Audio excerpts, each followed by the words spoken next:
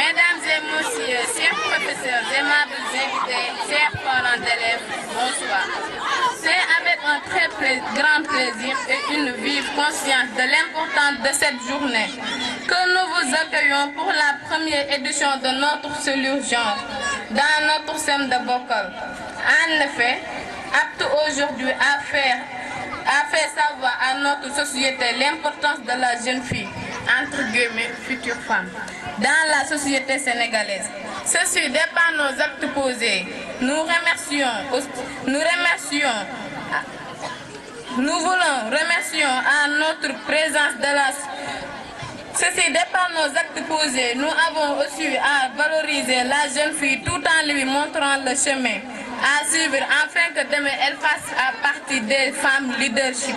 Pour la réussite de cet événement, nous remercions les inspecteurs et les inspectrices ici présents et notre monsieur le maire et les agents de la mairie. Nous remercions aussi notre chef principal, monsieur Lom, qui fait travail sans relâchement pour la bonne marche de notre établissement, sans oublier nos chers professeurs comme M. Diaye Français, M. Sissé, M. Samb, M. Gadjaga, etc. Mention spéciale à Mme Dien, qui n'a ménagé aucun effort pour la réussite de cet événement, sans oublier bien sûr nos parents qui ont favorisé à valoriser notre présence dans la cellule. Sans plus tarder, je passe la parole à Kaltom Diallo, qui vous présentera l'ordre du jour. Merci.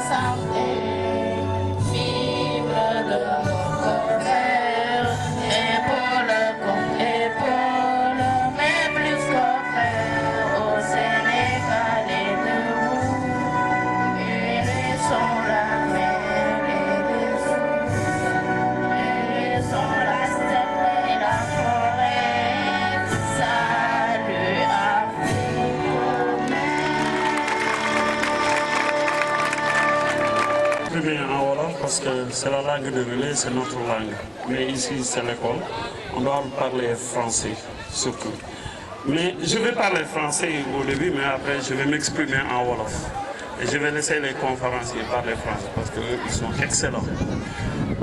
Voici M. Sam, M. Gadjaga et M. Tchoul. Ils vont aujourd'hui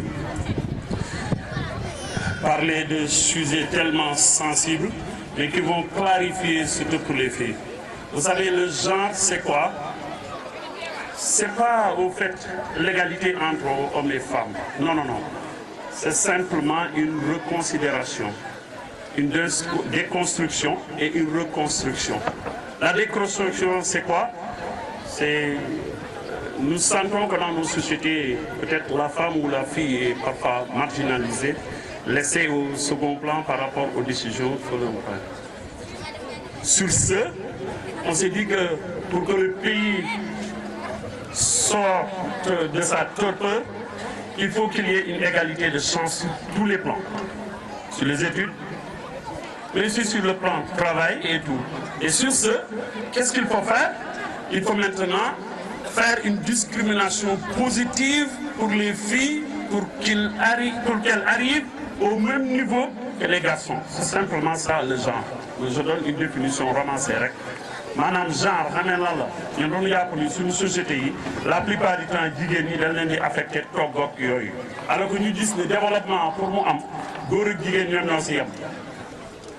La maternité le fait que nit ki di am doom du feebar mooy lu gën a naturel si lu borom bi subhanahu wa taala defal lu donc loolu mënul tee jigéen bi mu liggéey benn liggéey bu dul boo xam ne bi góor mën na ko liggéey lu dul yenn yoo xam ne yi du nit du dara mais la nature si boppam moom mooy imposer ni góor bi moom moo attan lii jigéen bi moo attan lii loolu kenn jéemu ko dindi bu dee tamit suñu aada ak suñu cosaan ak suñu diine lu nu gëm dara mënut a tax tamit ñu dindi ko du genre moom mënu ko dindi mënul nekk sama yaay sama papa moo ko demoon takki ba fu ñuy toll nii boo demee France mosuloo dégg ñu ne Jeannette mooy takki Jean góor mooy dem takki jigéen toujours yooyu monde bi noonu la mel noonu lañ ko fekk noonu lañ koy baal kenn dindiwu ko mu am leneen loo xam ne c'est des problèmes d'orientation sexuelle lu ngay tuddee léegi si àdduna bi ngay yeewu ñu naan kii góor la waaye moom nee na bëggul nekk góor dafa nekk jigéen day changé nangam donte ne accès pour suñu société yi attention mi ngi ñëw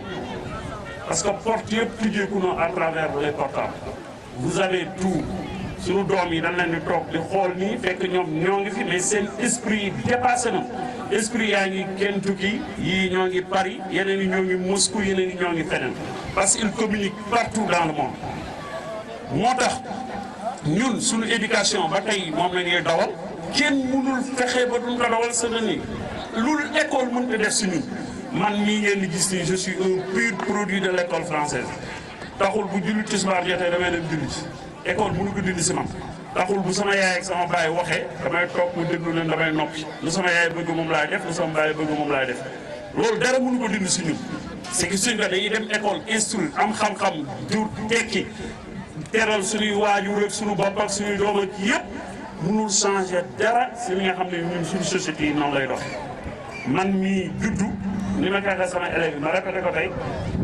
bu sama yaay ak sama papa tasul woon du ma judd c'est-à-dire il faut que sama yaay ak sama papa tase benn jour benn spermatozoïde quitté sama papa atterrir sama biiru yaay fécondation am fa lucidotropsie embryon am fa leneen am fa ba aujourd'hui ba man juddu da ngeen gisoo ma taxaw nii loolu ñun tamit suñu société dara noo ma leeral c'est du kii bi s'il vous plaît suñu société yi ñu nekk nii dara mënu koo dindi la base le noyau de cette société ñun xam nañ ko c'est la famille lépp lu indi dislocation famille boobu duñ si dox duñ ko liggéey donc dañuy travailler pour que cette famille là nan la ñuy def ba mu jaar yoon loolu nag moom mooy objectif tey jii boo leen gisee ma wax madame Dieng moom dafa bare kerso munul kii moo tax ma jëloon ko jàllaleel ko loolu dégg ngeen léegi nag dama bëgg ngeen tàccu madame Dieng bu mag pour mes élèves yoo xam ni xam nañu li nga xam ne mooy apte ak genre dama bëgg ngeen defal ko lu ñuy def classe mooy pacha pacha allez on y va pacha pacha. gars yi xamaale ko yëpp Maxi Dip moom lañ fi woo pour ñu yëngal avant gars yi dem Maxi Dip yow la.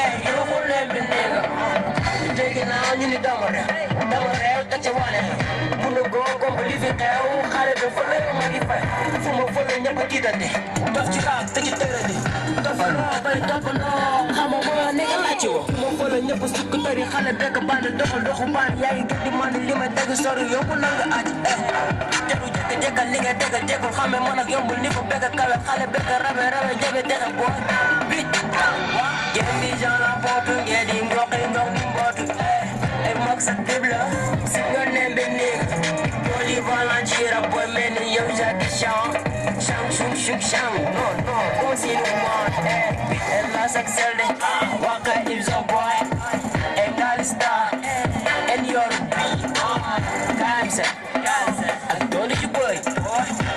set. Yo, what did you put? Okay, yo, what's up, people? Ram.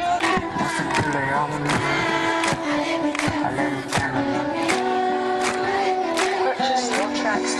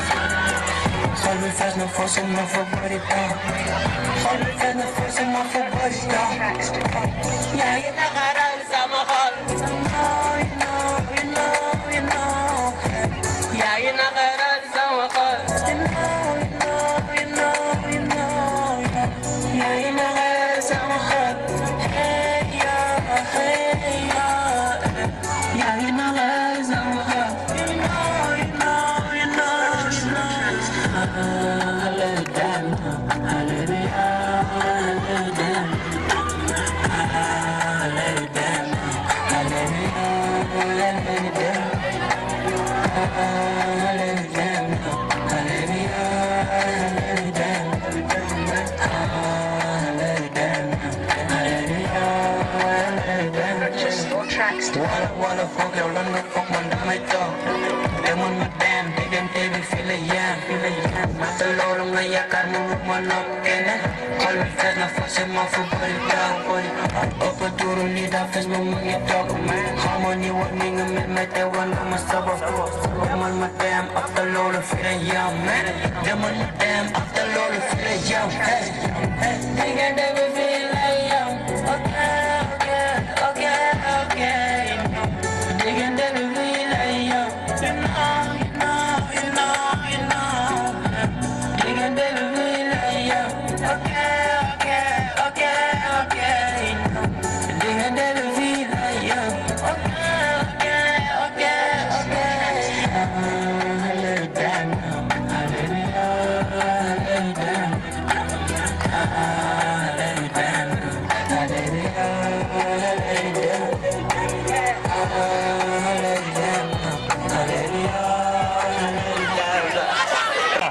Quatrième FA.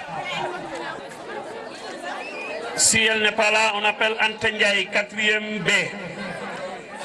Anta Ndiaye. Ah, c'est Anta Ndiaye, hein? Allez, maintenant, c'est Anta Ndiaye contre Binta Ndiaye. Bon, contre ici, vous n'êtes pas des ennemis, vous êtes simplement des adversaires pour un moment donné.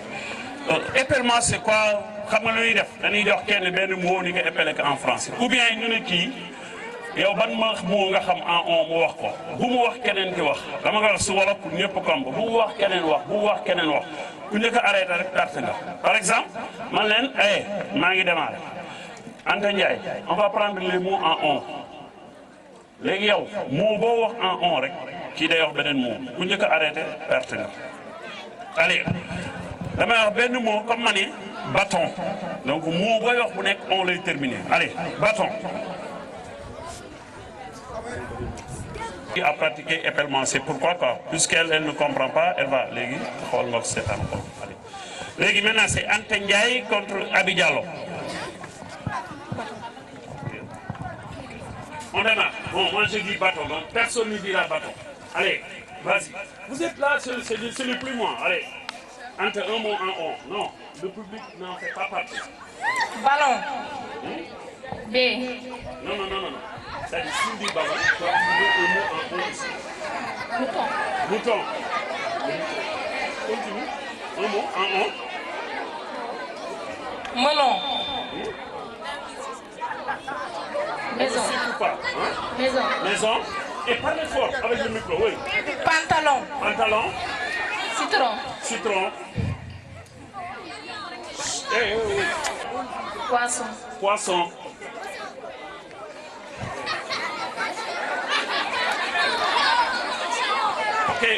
Vous avez compris le principe. Maintenant, je donne à chacun un mot. Ou bien chacun va donner un mot à sa camarade ou son camarade. S'il fausse le mot, automatiquement l'autre va enchaîner. Quel mot tu vas donner à Anta pour qu'elle répète ça? Légèrement. Hein? Légèrement. Il dit, donc Anta, appelle-nous légèrement.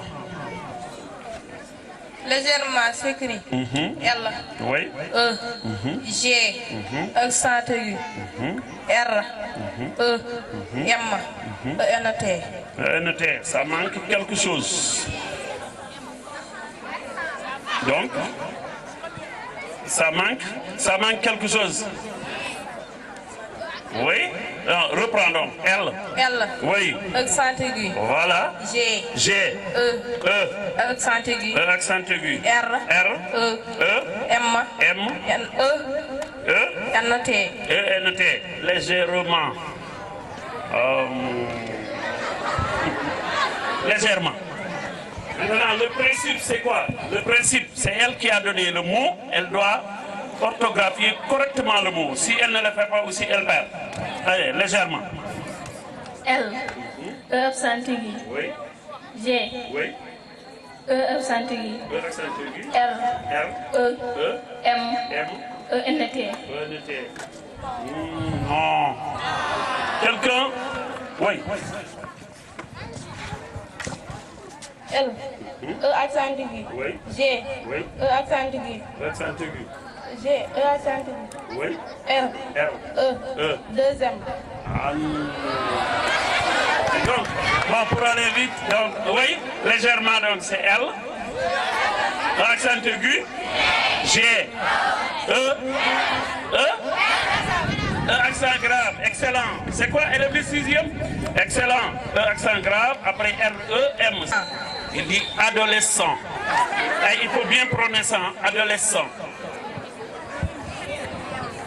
A. A. D. Oui, A, D.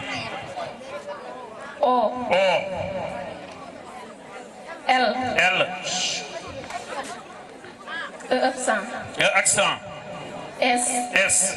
A. A. N. N. T. T. Non. Anta. Adolescent.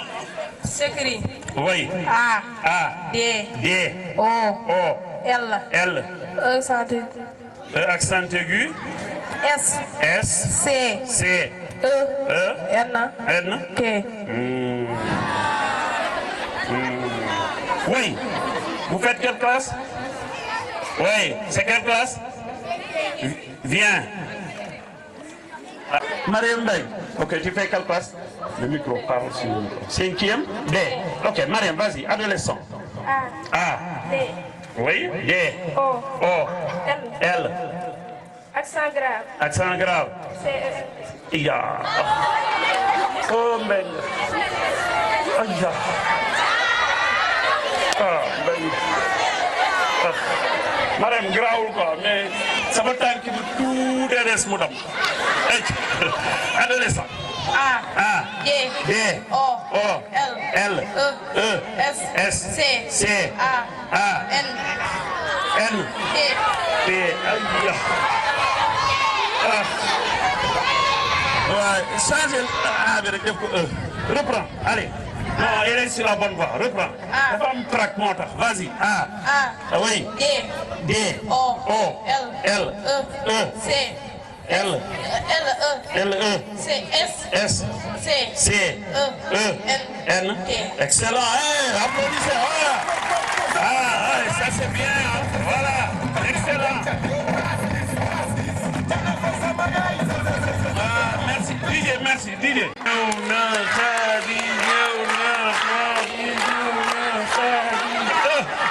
Khady mii ma gis elle est bavarde en classe xëy na tey mu gagné sa affaire bi ok Khady c'est elle la gagnante donc c'est elle qui donne un mot tu donnes un mot à Khady et Khady va appeler ça le micro d'abord fais comme ça quel mot tu vas donner à Khady pour qu'elle appelle ça fais vite papillon, papillon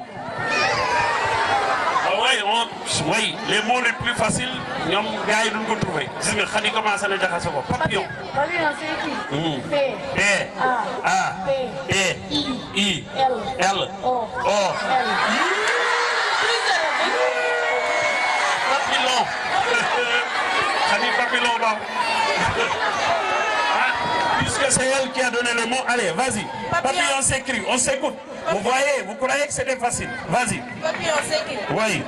P. A. P. I. 2 L. O, N. Oh, voilà. Hey, excellent, ça c'est bien. On appelle Tabara Samb maintenant. Ah, Khadi. Khadi Demna. Waay Khadi waay dem na waay. Massa dégg nga.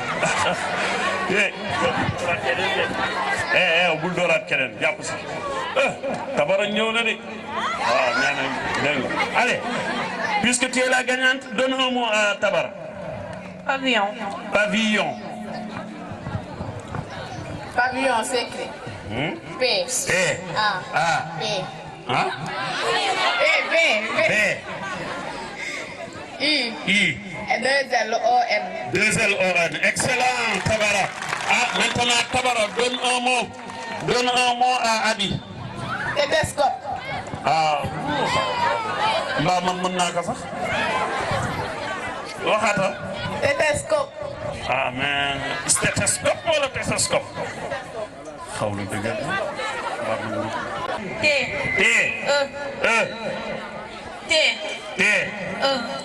C. S. S. C. O. 2 P. Aïe. Tabara, vas-y. On écoute Tabara. Stéthoscope s'écrit. S. C. T. S. Stéthoscope s'écrit. S. T. T. H. O. X. O. P. E. Non. D'abord, le mot, c'est vrai, éperlement, c'est comme ça. La première des choses, quand tu fausses le mot, tu perds. Elle avait faussé le mot, c'est stéthoscope. Je crois que vous, les professeurs, c'est ce que le médecin utilise comme ça pour... Voilà. Donc, c'est pas stéthoscope, c'est stéthoscope. Non, Tabara, tu perds. Donc, Tabara, Demna, Non. Elle est la gagnante, Abi reste. Tabara, vas-y, Abi reste. On appelle Khadi Diallo. Non, c'est du moins Awassar. Aïcha. Abi, donne un mot à Awa. Amul lool. Comme bi ñu bëri amul fi de amul moo bu yomb. Bu la joxee moo bu yomb mooy daal. Vas-y. Effectivement. Il dit effectivement. Doucement. Effectivement, micro boobu. Allez, vas-y. Effectivement. Effectivement, c'est qui? F. 2 F. E. C. T. I. Oui. F. N.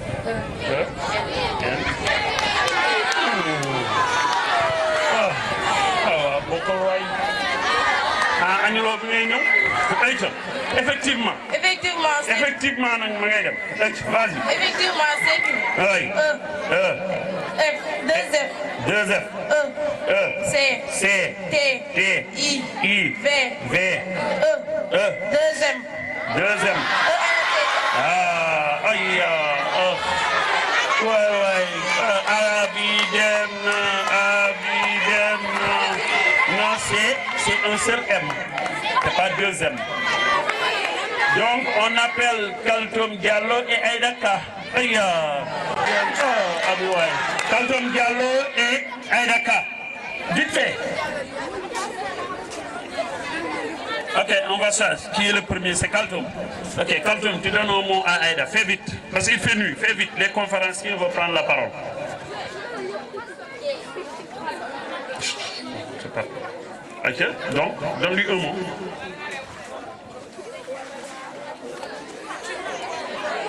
Je vais vous éliminer à appeler d'autres. Faites vite. Elle dit confédération.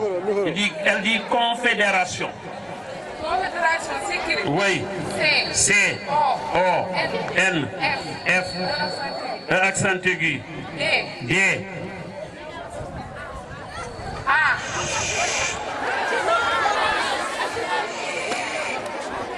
Reprends. Confédération sécurité. Oui. C. O. N. F. Accent aigu. D. A. I. R. A. I. RAT. I. xaw na dëgg boobu confédération bokkul ak njër ba la xanaa may ko mu jox lu vraie confédération. Aïcha, on t'écoute. Confédération s'écrit comment? Confédération sécurité. Oui. Hein? C. O. N. F.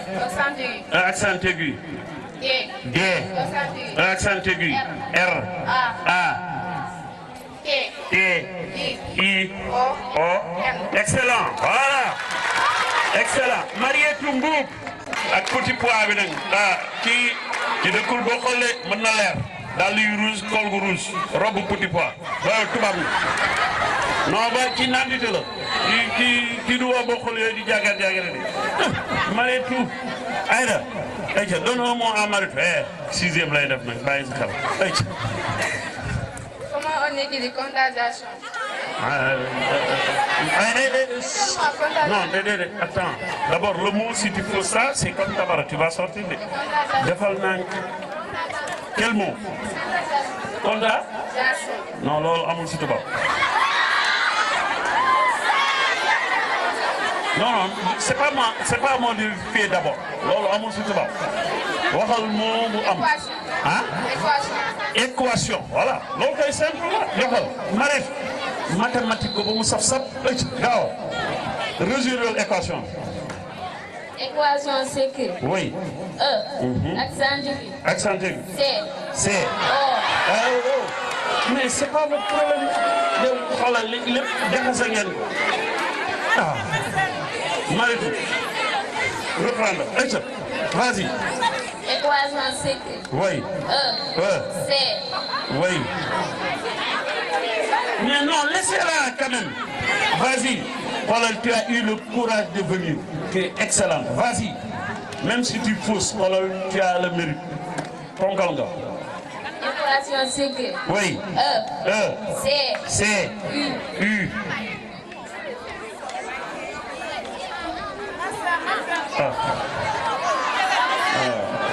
Aïda, on va joxatal micro ba Aïda ñu xool. Aïda, équation s'écrit comment? Mathématiquement parlant, résoudre l'équation. Équation sécurité. Oui. Accent aigu. Hein? Q. U. A. T. I. O. Vainqueur. Aïda est vainqueur de Épelmont. Allez, Didier, continue. Merci beaucoup. Maintenant, bon, pour les récompenses, vous allez voir Madame Bien. Voilà, un grand pacha pour Aïda. Allez, pacha, mani, seulement. Voilà, seulement. C'est bien? Salutations, je salue tous les invités ici présents. Je salue aussi les élèves. Et comme l'a dit M. Choum, chaque mois, on a noté des absences répétitives au niveau des élèves qui s'absentent. Chaque élève pratiquement s'absente souvent 3 à 4 jours durant le mois. Et ces absences sont des sources de mauvais résultats scolaires. Voilà, pour remédier à ça, on a essayé d'organiser une conférence sur la sensibilisation et la formation des jeunes filles sur l'hygiène et la gestion des menstruations. Pour commencer, nous allons diviser le sujet en 2 parties. En premier lieu, nous allons essayer d'expliquer ce qu'on entend par menstruation, en réalité. Et dans un second temps, M. Sam va intervenir en vous expliquant ou bien en vous sensibilisant sur les conduites à tenir en cas de menstrues. En introduction, on a constaté au Sénégal la santé et l'hygiène menstruelle est un sujet tabou. Les menstrues sont souvent perçues comme impures ou sales. Au moment où les jeunes filles atteignent la puberté, on va revenir sur le mot puberté certainement, elles ont peu de connaissances sur le sujet et ont souvent peur ou honte de ce qui arrive à leur corps. La puberté est la période qui marque le passage de l'enfance à l'adulte. Elle est marquée par des changements physiques, psychologiques et physiologiques du corps. Ce sont les organes génitaux qui ont commencé à fonctionner correctement. On dira qu'elle est apte à procréer. On constate qu'au Sénégal, c'est seulement 21% des jeunes filles qui ont une maîtrise sur la gestion de leur menstruation. Dans un premier temps, nous allons essayer d'apporter quelques éclairages sur le mot menstruation. On entend souvent le mot menstruation, on va essayer d'apporter quelques éclairages sur le mot. Notion de menstruation, en grande sorte.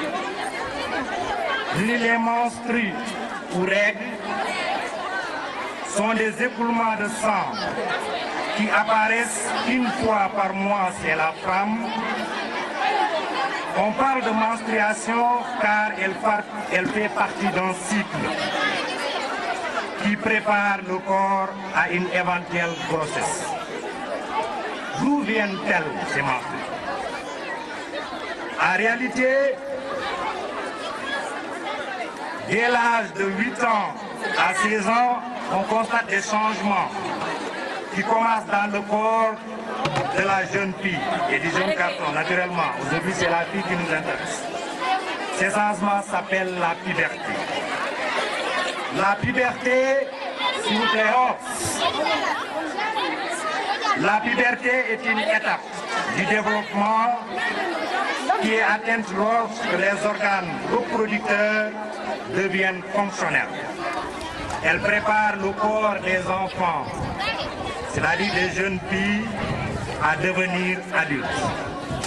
Elles sont capables de procréer. Voilà, donc ça veut dire que la puberté, c'est la période, avant de venir à la puberté, d'abord dès la naissance, la distinction entre filles et garçons. Après, le premier caractère distinctif entre filles et garçons est le sexe. Madame, soo juree sa doom pour nga xam ndax góor wala jigéen bi sexe bi ngay xam. Voilà, une fois, ce sont les caractères sexuels primaires, le sexe. Maintenant, à partir de l'âge de 8 ans, vers 8 ans, 10 ans, 12 ans, on constate des changements qui commencent à arriver, c'est la jeune fille ou bien le jeune garçon. Parmi les changements, on a dit qu'il y a des changements morphologiques, c'est-à-dire le changement de la forme. C'est-à-dire qu'il y commence à changer de forme, ensuite il commence à développer, etc., etc. Ce sont des changements de forme. Et des changements psychologiques. C'est-à-dire la fille commence à changer de comportement. C'est-à-dire elle commence à s'habiller comme fille, par exemple, mouiller des farous, etc., etc. Vous comprenez bien ce que je veux dire. Maintenant, parmi les changements, le changement le plus remarquable, c'est l'apparition des menstrues, madame les règles. Madame, l'apparition des règles, moi, changement phare, le plus grand changement qu'on observe, c'est la jeune fille, ce sont les règles. Voilà, à partir de l'âge de 12-13 ans, pour la première fois, il y a du sang qui commence à sortir au niveau de des organes génitaux de la jeune fille. Pour la première fois, avec ça, en réalité, c'est une chose très normale. C'est la chose la plus naturelle. Ça veut dire tout simplement que la jeune fille commence à devenir mature dafa commencé di mag moo tax deret bi di génn mais lan mooy génnee deret bi en réalité bon on va pas revenir sur tous les comment dirais-je tous les cycles maanaam cycle ovarien cycle menstruel cycle folliculaire etc. Ce qui nous intéresse c'est le cycle des menstrues maanaam chaque mois il y a du sang qui sort au niveau des organes génitaux c'est-à-dire lorsque la femme commence à devenir mature il y a ce qu'on appelle un ovule mooy ñenum jigéen maanaam mooy commencé di mag dans ce qu'on appelle ovaire benn sac bu mag la li nga xam ni ci biiram ay nen yu bëri la ñu stocké bien avant la naissance dañu stocké foofu ay nen yu bëri maintenant chaque mois benn nen day commencé di mag nen boobu suy mag en même temps muy mag au niveau des ovaires l'utérus aussi se prépare voilà utérus bi tamit day préparé pour accueillir le futur enfant lorsque maanaam nu mu tudd sax ovule bi suy commencé di mag maanaam su demee ba toj ab nen bu mag moo ko entouré su nen boobu tojee qu'on appelle ovulation en ce moment utérus bi maanaam utérus nan laa koy waxee ci wolof maanaam lu war a gàttandi doom bi voilà butit njurukaay bi maanaam doom bi fu mu war a màggee day commencé di préparer maanaam di lal affaire bi di defar di naayesal pour que doom bi su ñëwee foofu la war a màggee maintenant ovule bi su génnee ñaari possibilité moo su génnee mën na dajeek spermatozoïde maanaam maniw góor suñu dajee mu def ce qu'on appelle la fécondation utérus bu doon préparer fécondation boobu day continuer préparation pour accueillir l'enfant deuxième cas de figure bi mooy il peut arriver que nen bi su génnee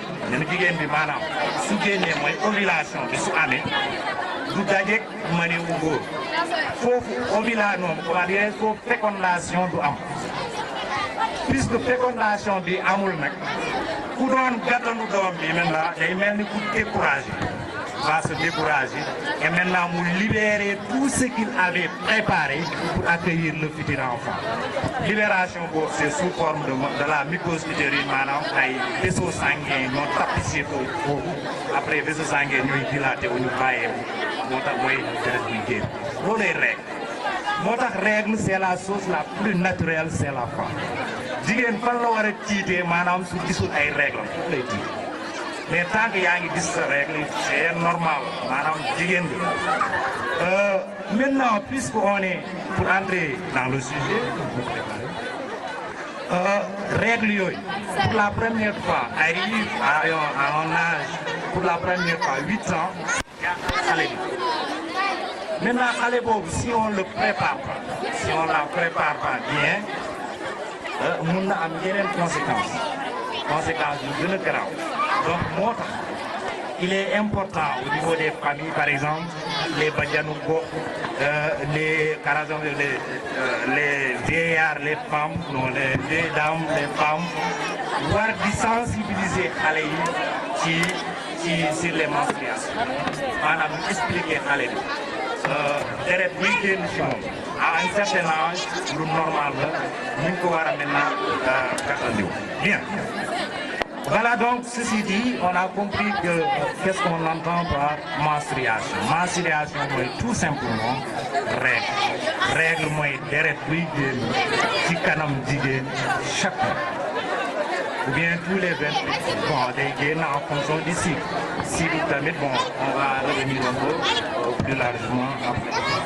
Voilà on connaît lan mooy et maintenant je vais passer la parole à monsieur Sam qui va revenir qui va vous dire quelles sont les mesures à prendre en cas de menstruation maanaam xale bu jigéen su gisee ay règles dafa am ay mesures yi nga xam mesures d'hygiène yi nga xam ni moom la war a jël pour que mu bañ comment dirais-je pour c'est-à-dire pour ne pas empêcher à l'élève de continuer ses études c'est-à-dire si tu respectes correctement les mesures d'hygiène que tu dois prendre ça ne va pas entraver les études. Voilà l'objectif même de cette conférence. Voilà, donc je vais passer la parole à M. Chou qui va introduire M.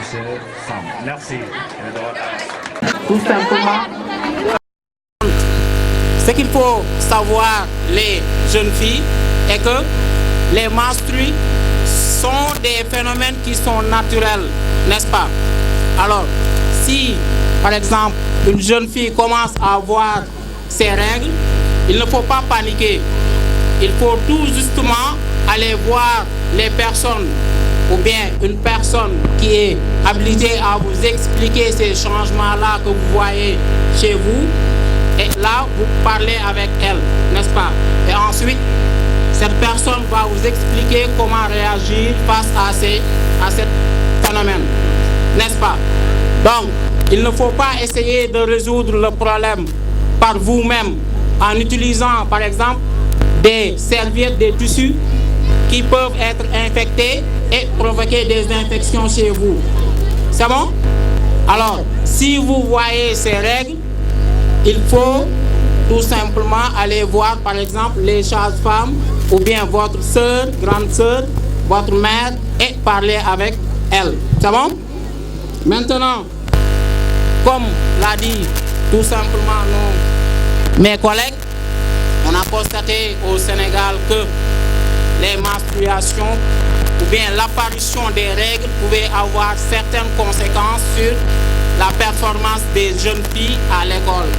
Notamment, des fois, les jeunes filles vont s'absenter pendant 3 à 4 jours dans le mois et ils vont rater des cours.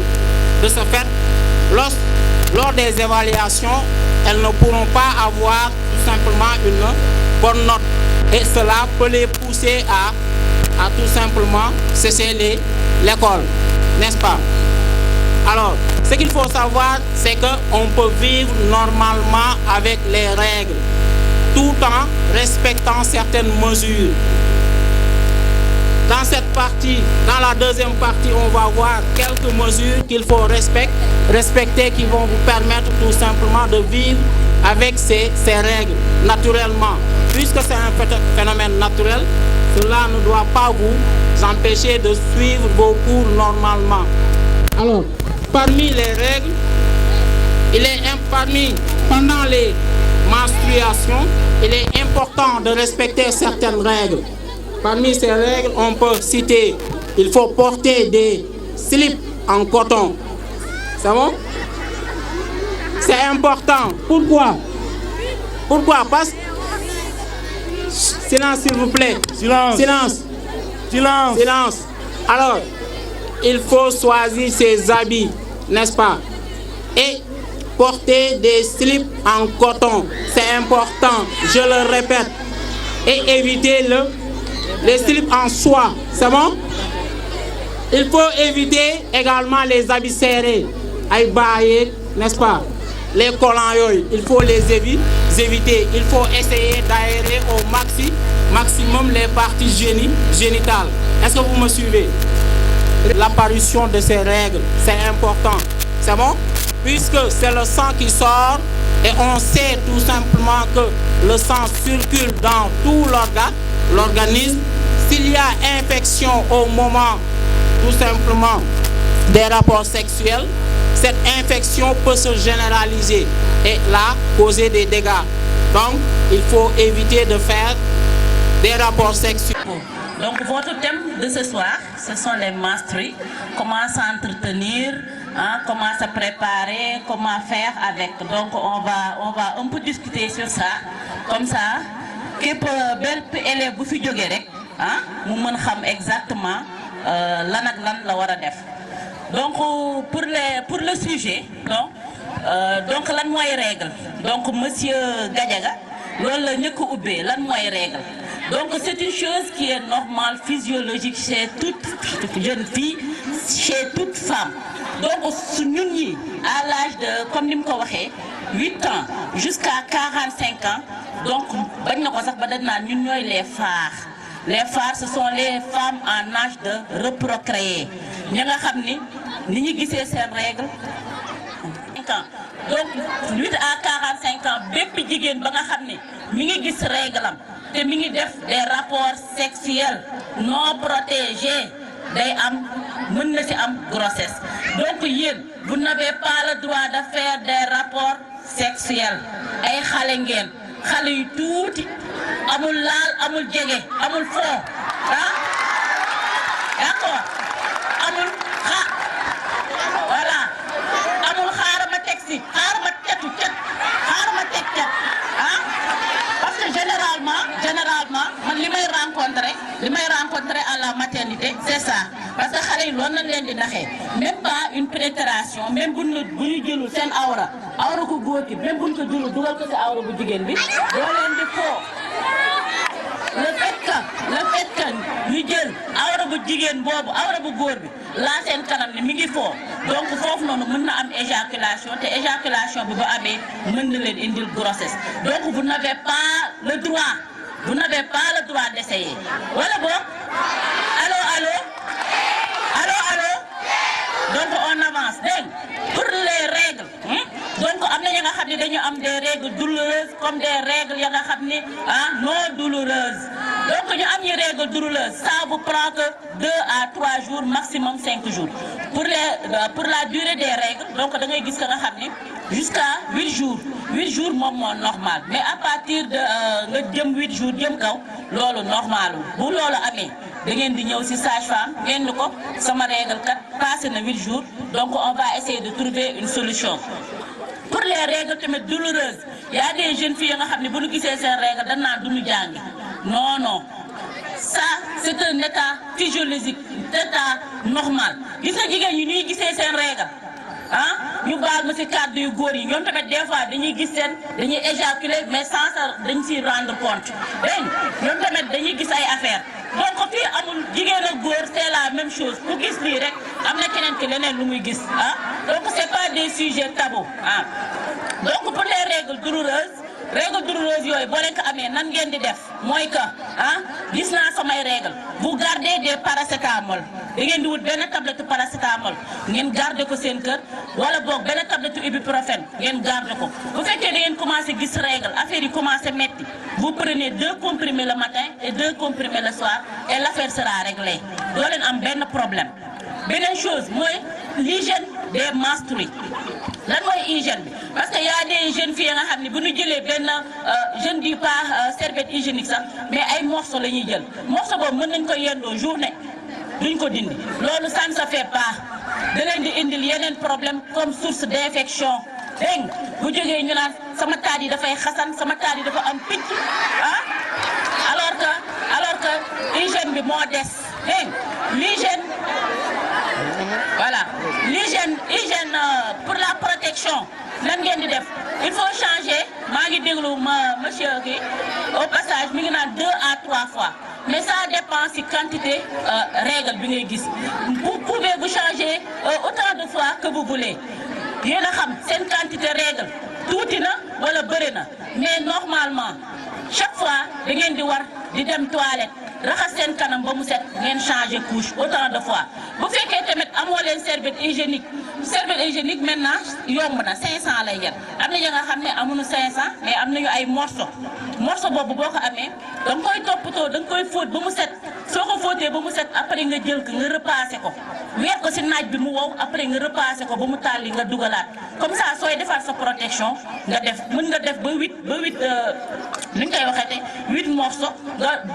fóot yëpp weer ko ci naaj bi bu woowee après nga ranger mais pour vous dire c'est pas facile mais c'est quelque chose de naturel ça fait partie de nous dégg si la bokk suñu àdduna la mën nañu dundee au début bi am na ñi nga xam ni bi ba 8 ans du ñu gis règle c'est normal am na ñi nga xam ni bu ñu toogee bu ñu wasinee ba pare bi ñuy nàmpal seen bébé du ñu gis règle où sont les règles les règles fan la ñuy dem règles yi donc c'est un état physiologique boo demee ba 45 ans après 45 ans on ne voit plus les règles foofu lan la ménopause mais irrégularité du cycle y a des jeunes filles nga xam ne weer bii ñu gis règle daañu toog 2 à 3 mois du ñu gis c'est ce qu'on rencontre mais suñu toogee 2 mois 3 mois gisu leen bu leen inquiété wu boo leen deful dara laa wax nag bu fekkee def ngeen mën ngeen inquiété wu mais si vous n'avez rien fait vous n'avez pas besoin d'inquiéter da ngeen di ñëw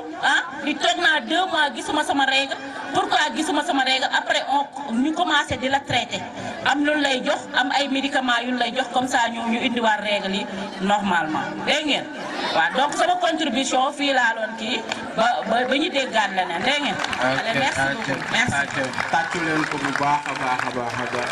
Une chose si elle rencontre, nous on ne peut pas les rencontrer donc c'est important des fois d'apporter votre contribution et on vous remercie pour cela. alors beneen message bi ñu bëggoon yokku rek dañ koy adressé 8 ans 9 ans léegi ñoom ñoo war a jël relais bi ñoom ñoo war a di xool élèves yi di xool xale yi di xool ndax am na ay changement ci ñoom bu ko defee ñu mën leen expliquer bu baax ñu leen expliquer mën na leen éviter lu bari des fois da ngay gis xale bu jigéen 8 ans 9 ans pour la première fois mu gis ay règles am les parents d'élèves parce que yaay yi li ñu wax ak xale yi papa yi ni ñu waxee yaay yi lu ñu mënee waxantee xale yi mais bien sûr papa yi mën nañu waxantee xale yi sensibilisation rek la xale yi bu ñu ko déggeewul ci kër yi aussi dañ koy dégg ci mbedd mi dañ koy dégg aussi internet baa ngi fii xale yi dañuy tëdd guddi ba fajar di ci internet bi la ñuy nekk donc balaa ñuy jot ci internet bi kay yaay ak papa yi mën nañ leen sensibiliser donc foofu noonu li may wax je vais vous raconter une anecdote parce que dama amoon fi benn une jeune fille elle était âgée de 9 ans 9-10 ans donc bu mu tëddee ci guddi ci seen kër mu commencé ci guddi ci gis na règle bu mu gisee règle bu mu xëy suba dara bu mu tëdd bi yëpp dafa takk mais dara bu mu takkee lan la yaay ji def yaay ji dafa ñëw commencé yuuxu ni que kan moo la laal kan moo laal léegi elle commence muy mu naan kii la diw la comprendre diw la alors que kenn masu ko sax laal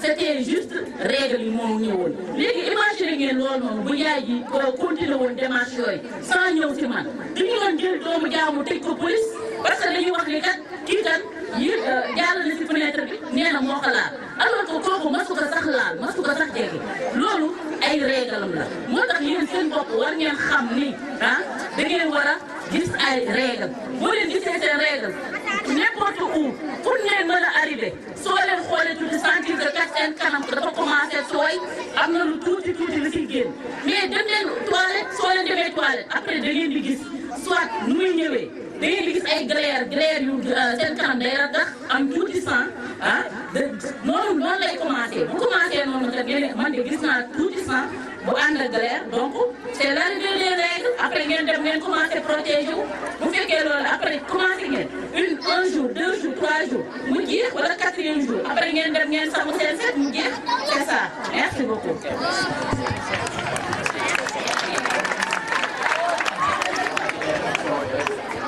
Nos deux conférenciers, Madame la Safran. Alors, sans tarder, nous allons poursuivre nos activités à travers la Miss Science, les Miss Science. Alors, j'appelle Kaltom Diallo de la 4e B, Yassine Thiam 5e A, Khadi Diallo 5e A, Sokhna Gaye 5e A, Mbaké Ndiaye 5e B, Mariama Nyong 5e A et Yassine Meng de la 6e A. Asseyez-vous sur les tables. Les questions, celle qui aura le plus de points sera la vainqueur. C'est bon. Alors, première question. Comment appelle-t-on un triangle qui a 3 côtés égaux? Bonsoir, je m'appelle Khalidal.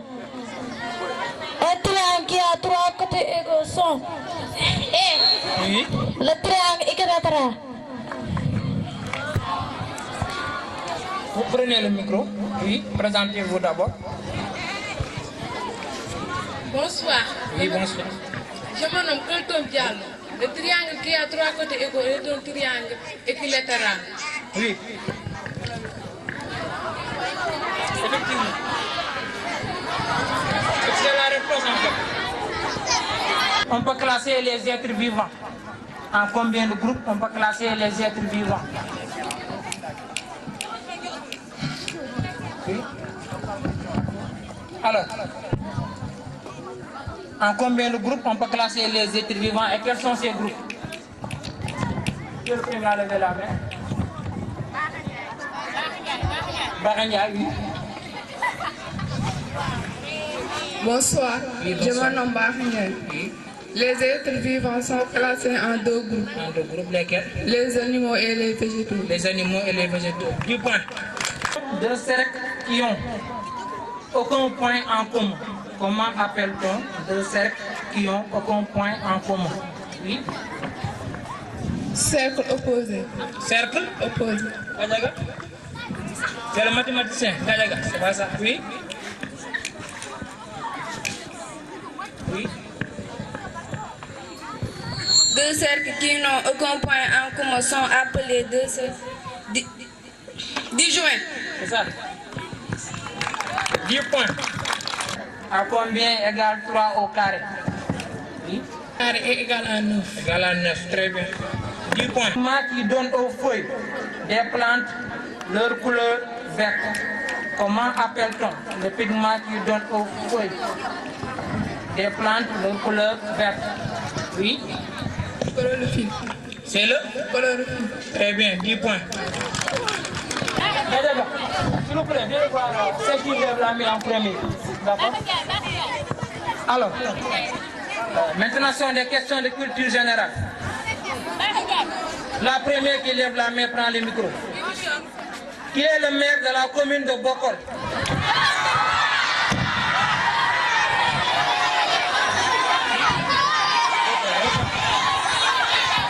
La plus parlée au Sénégal. Le Wolof.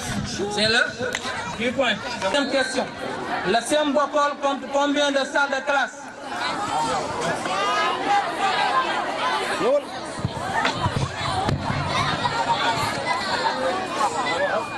Le CEM de Bokol compte 11 classes. 11 salles de classe, très bien. 10 points.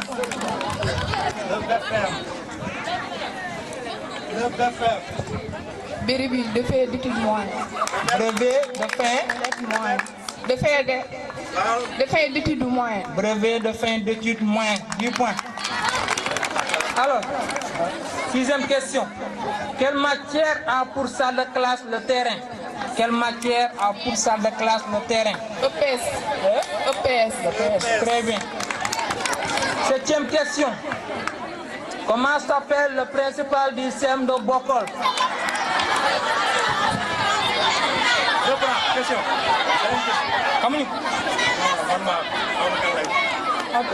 Comment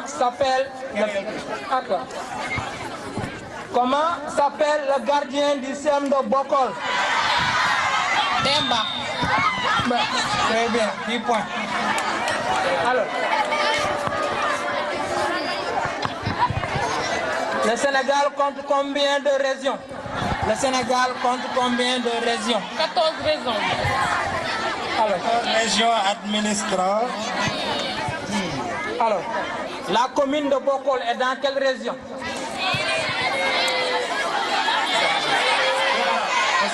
Alors, la commune de Bokol est dans quel arrondissement?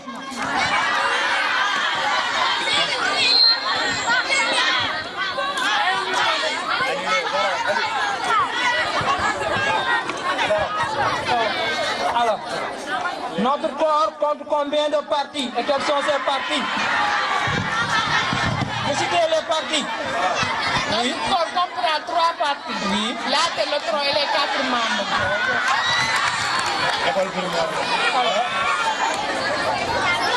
Quelle est la capitale de la Gambie?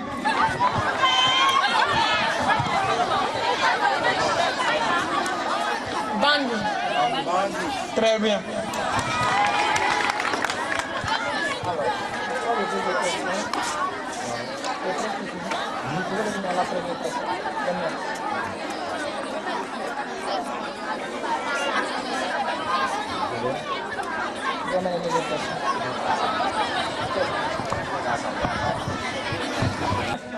Citez 3 conditions nécessaires à la germination.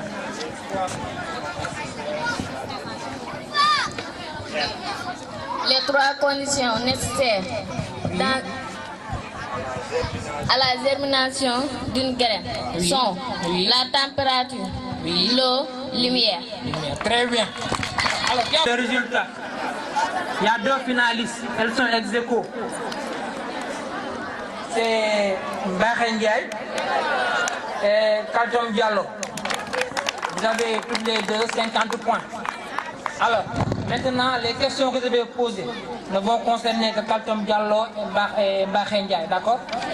Alors, qui est le président de l'Assemblée nationale?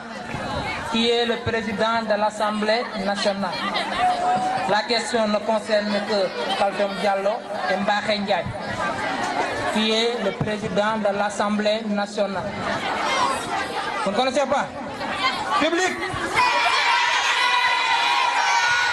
Public! Public!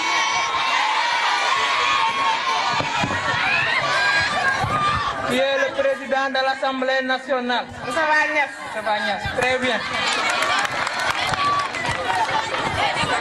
Qui est le président? Qui est le président de la Russie? Qui est le président de la Russie? Kaltom Mbaké Ndiaye. Qui est le président de la Russie?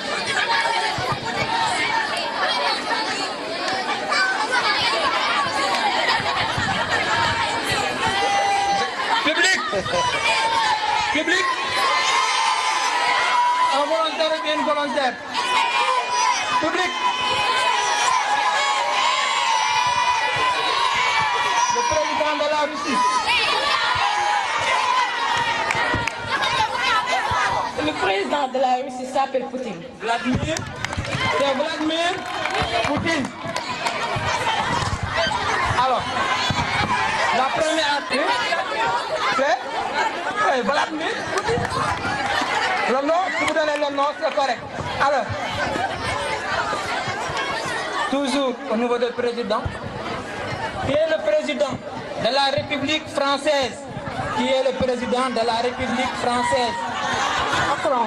C'est Macron. Emmanuel Macron. Allez, notre vainqueur. Madame Diane, je vous laisse à cadeau. Alors, sans tarder.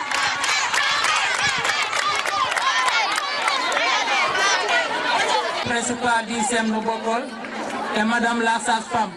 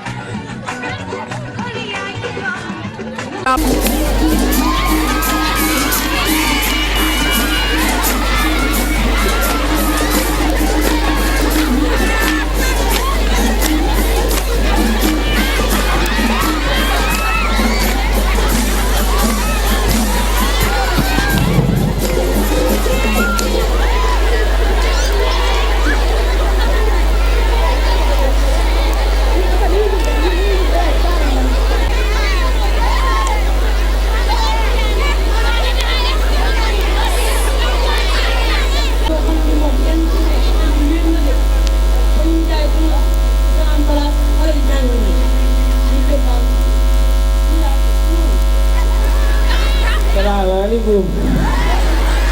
Mana ni mende? Ana kale. Joana lagi. Foo demoon xanaa. Ndaal maa ngi demoon sa jiba. Yow da ngay dox rek kër gaa ngi wéet ba dee. Ay information bu neex laa indi. Bu neex. Waaw waaw. Kon gaawal. Ndaal maa toog fu tëli bi ba mu yàgg rek. Waaw. Benn meen. Taxaw sa tëli bi. Nee naa yoo day jaay gerte jaamu. Yow da nga si jënd. Toog bu mu lekk rek. Ñaari boppu ñëw duggul. La ilaha illallah. Kon dee. Dee. Ah.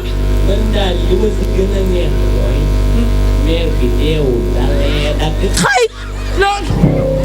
waa ana xale yi nag. xale yi dañoo jàngi ñoom ñëwaguñu de xam naa ci kanam. maaleykum salaam. na nga def.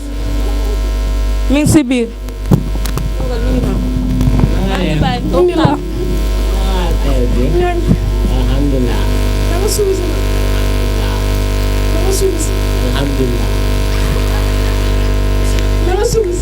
suba. yow xanaa xooloo li ngay ñëw seen kër. comme si man. yow liggéey sa biir. waxuma ñu rek. waxuma waaw loo doon wut nag. man de soxna laa bëgg.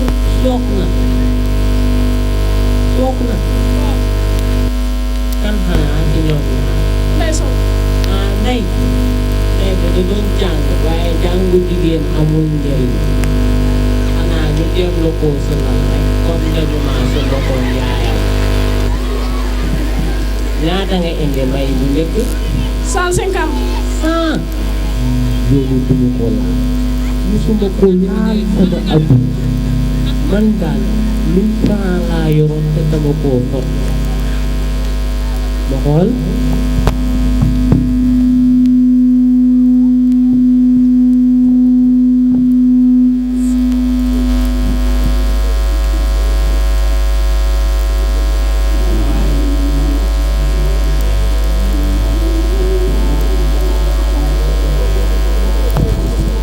xoolee su man.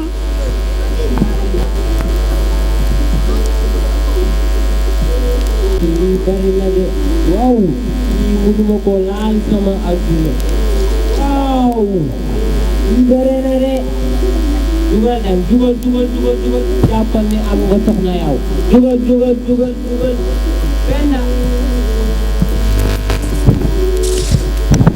naam nijaay. ay waa nijaay ku fi ñëwoon ki léegi nuroo naa ko am daraja de tey moom war nañoo lekk gënaa. kii ku am xaalis. woo moo tax yaa ngi yori xaalis sa loxo lii lan la. lii 5000 la. nga mosu ñoo lekk macaroni. man kay am nga lool sax yow. ay jii dama bëgg nga toog dama macaroni bu saf sax. macaroni bu leet soo bëggee. lu mu doon. kon dolli. ndam lii bal la. lii 5000 la muy 2000 muy 10 000. 10 000. lii muy bari na de. waaw waaw man gën naa ko laal sax. ndambal pata. waaw. yow ndambal pire laa lay toggal. waaw ana xale yi wàcce guru. nday moom war na wàcce. nday wuy sa pap.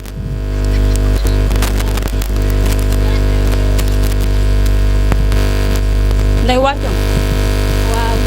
nday. fi ñëw léegi bu am xaalis ma la ko ñaan su ma la waxee nangu ma waa ji dafa bare xaalis xoolal lu fi 150 nee na danaa bëgg takk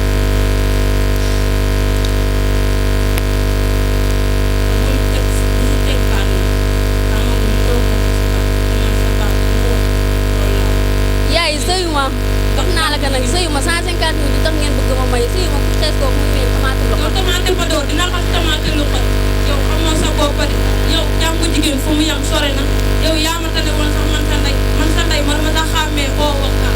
en tout cas daal sëyu ma. dama nga sëyu moo gën seet. lii gone gu bon la. kii kay dafa bon. gis naa lekk yàpp ci tabax ci daaw.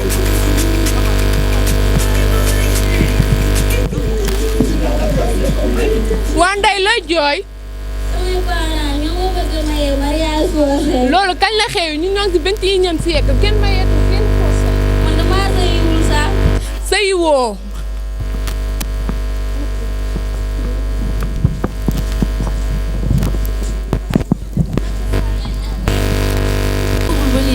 bërëb bi kay moom du absente sax moom la absente balaa maa tere mu sot. kuuram moom neexuma dara. man moom loo ma jaakaram. bonjour madame.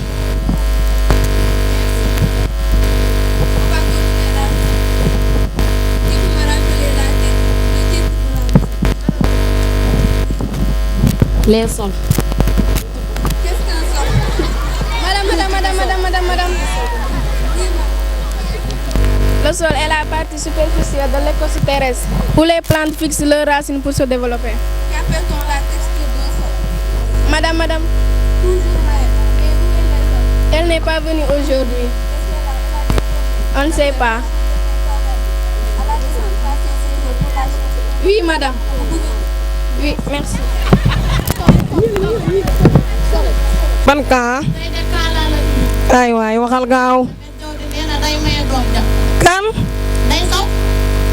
Amet Diaw moom la nga xiir si muy maye Ndeye Sow bëgg lan bëgg dërëm ay Amet Diaw moom Amet Diaw jaaxal na ma Ndeye Sow mii ma bëgg maye ngir bëgg dërëm man de d'accord ma bu ma déggaloon mu bàyyi mu jàng comme sama maman mi ngi nii jàng na ba tekki maa ngi nii daa dem tool waaye dematul yaa ngi nii daawa togg añ danga daan jënd añ waaye jëndatoo am nga mindaan am naa man itam surga ba nga xamante ne moo may nekkal si tool yi am ku may yaral xar yi ak foo nekk am naa fa kenn. ni jaay wax nga dëgg am nga ne balaa ñu avant ñuy am alal. defar naa saa bu xamee ba sama loxo yi yàqu. wallaay. dem naa tool yi gàpp rek ba may bëgg a dee. waaw. waaye sa tànk yi dafa xaroon di. xanaa da nga ko xeer tànk. waaw dama ko jooju ba mu set. oh waay ku la ko doo jonjal. xanaa dama demoon fee sa tëdd ba. waaw moo wax la leen gis nga maman mi. CI CP C1 C2 CM1 CM2 6e 5e 4e 3e n'est-ce pas 10 ans mi ngi noonu. 10 ans yooyu. 1 an bu nekk benn big la jàngee. waaw ñu jàng. am naa si dara. dafa réeruloon bigam. waaye ba mu nga jàppee dem ak caawa ba taal yi tàng muy ni bu mu demee gis na big ba moo tax chaque at benn big lay jàngee. waaw mu ngi nii tekkil na la tekkil waa kër gi waa koñ gi ak waa askan bi loolu ndeysaan mu ngi nii man joxe waaye man maa la gën dee man joxe lu ma dépense dam la ko bañoon wax waaye moom mii moo joxe dépense waaye tey nag dinaa la ko wax ndax ko la ñaawul baaja la jël.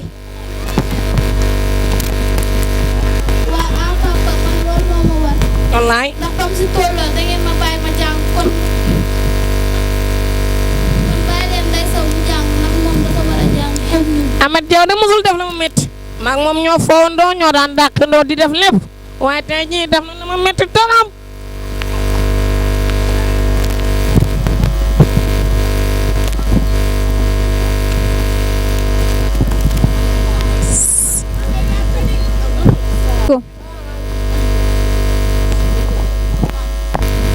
waaw ni ngeen def ana waa école na mën naa leen léegi da ngeen ma bàyyi waaye baax waaw na ngeen xanaa dafa mën jàng ñu ngi si biir ñu ngi xool.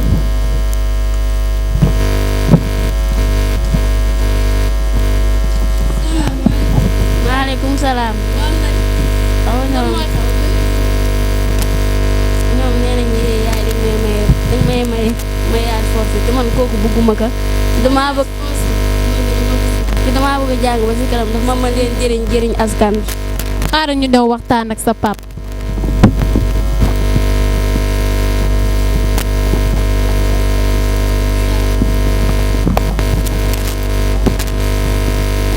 waaye yéen a ngi dem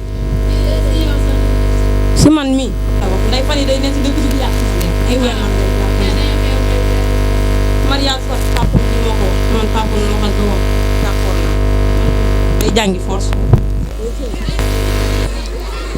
ñeen xale yi yéen dëgg ngeen bëgg man ma jur sama doom ngeen di dafay jàngiwul yéen lan la. ay 150 millions yi nga bëgg a xañ.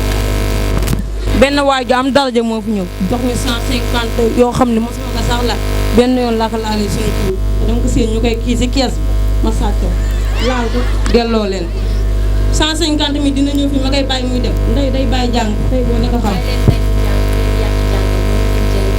yow ma dëgg di ngeen koy jëriñ ci àdduna mosuma ko gis sax kii de li mu wax dëgg la bàyyi leen ndey mu jàng ndaxte góor fu mu taxaw jigéen mën na faa taxaw. jigéen dama mënul bay.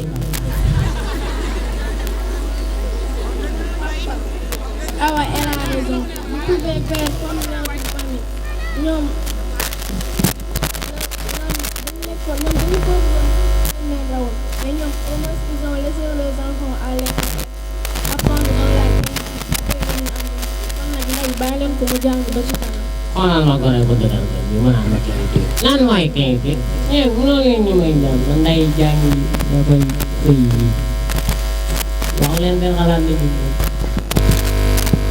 ah nijaay ñii de lu ñu wax lu gën a sama xol bii torop bàyyi sama doom ji mu dem jàng ndax bu màggee dina ma indil lu ëpp 150 000 ndegam yow da nga bëgg xaalis man ndax sama doom ji day jàng tey boo ma xam loolu sa waajur bu fi ñëwati de dem leen ndey bu subaa dina jàng si école bu soobee yàlla. da ngeen dem ba ci biir da ngeen bëgg dara da ngeen dem ba ci biir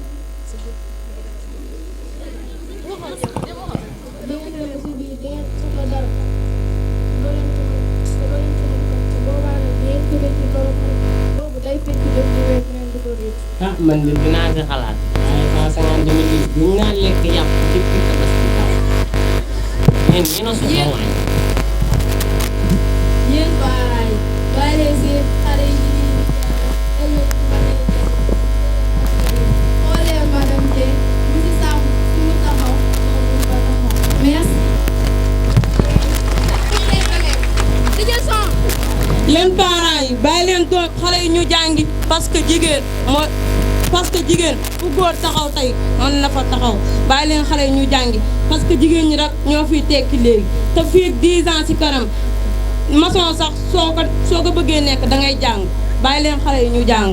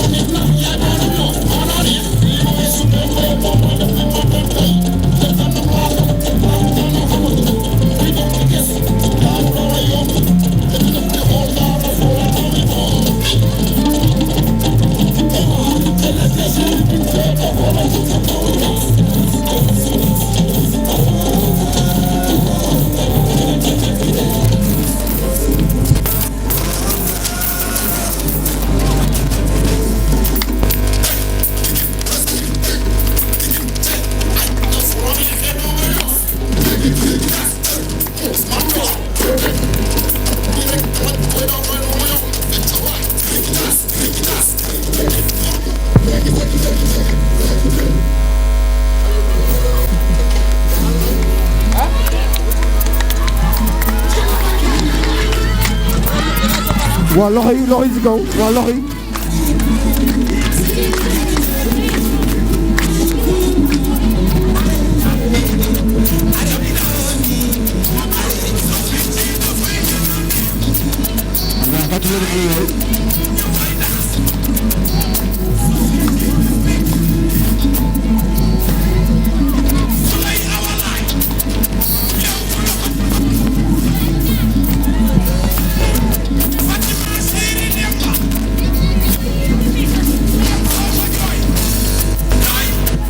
waa loxo yi